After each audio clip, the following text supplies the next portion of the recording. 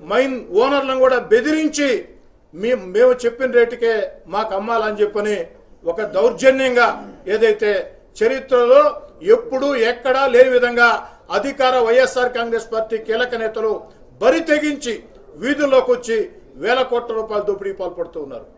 దీని మీద అటు చంద్రమోహన్ రెడ్డి గారు, అజీజ్ గారు అందరం కూడా జిల్లాలో ఉండే తెలుగుదేశం పార్టీ నాయకులందరం కూడా అనేక రోజులుగా పోరాటాలు చేస్తూ ఉన్నాం. సైదాపురం వెళితే ఆ రోజు పోలీసులు అడ్డుకున్నటువంటి తీరు.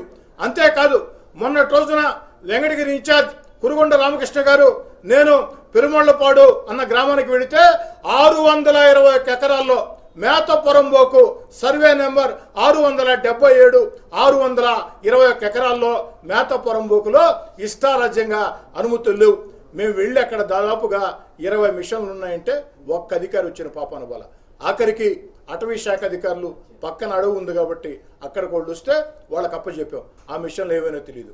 అన్నిటికీ దారుణం పొదలకూరు మండలం తాడిపర్తి గ్రామంలో స్వయంగా రాష్ట్ర వ్యవసాయ శాఖ మంత్రి కాకాణి గోవర్ధన్ రెడ్డి గారి సొంత మండలం ఆ యొక్క తాడిపర్తి గ్రామంలో ఇష్టారాజ్యంగా ఏదైతే ఆ యొక్క రుస్తుంజీ మైన్లో అక్రమంగా క్వాడ్జి కొల్లగొడుతూ ఉంటే మాజీ మంత్రిగా సోమిరెడ్డి చంద్రమోహన్ రెడ్డి గారు అక్కడ సత్యాగ్రహం చేస్తూ ఉంటే నిరవధిక నిరసన ధర్నా చేస్తూ ఉంటే ఒక్క అధికారి వచ్చిన పాపన బల.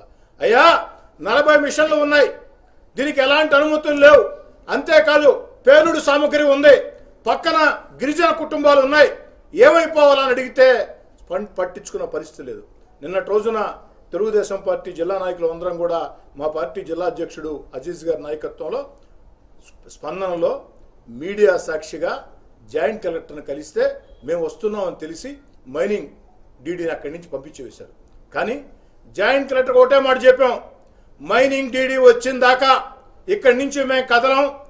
ప్రజా విజ్ఞప్తుల దినంలో ప్రతి సోమవారం అందరూ అధికారులు ఉండాలా, ఒక్క మైనింగ్ అధికారి ఎందుకు లేడు, ఖచ్చితంగా మైనింగ్ అధికారి రావాలా, వచ్చిన దాకా ఇక్కడే కూర్చుంటామంటే తప్పనిసరి పరిస్థితుల్లో అర్ధగంట తర్వాత మైనింగ్ డీడీ వచ్చాడు.